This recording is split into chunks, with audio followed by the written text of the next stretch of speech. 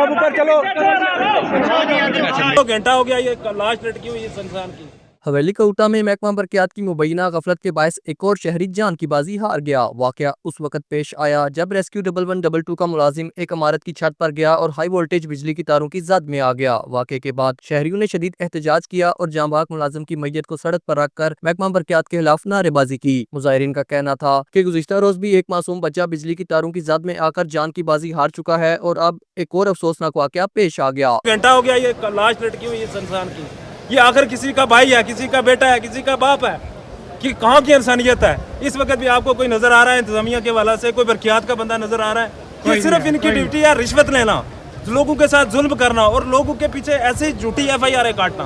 ہم ان کی مذمت کرتے ہیں۔ یہاں پہ 1 گھنٹے سے یہ بندہ تار کے ساتھ لٹکا ہوا ہے اور جس کے بارے میں ہم یہ بات کہہ سکتے ہیں کہ یہ ٹوٹلی محکمے کی اس وقت قسمت ہے۔ مظاہرین نے اسسٹنٹ کمشنر اور ڈپٹی کمشنر حویلی سے مطالبہ کیا کہ ایکسین برقیات کے خلاف فوری اور سخت قانونی کارروائی کی جائے۔ حالت ڈار، JK نیوز، حویلی کوٹہ۔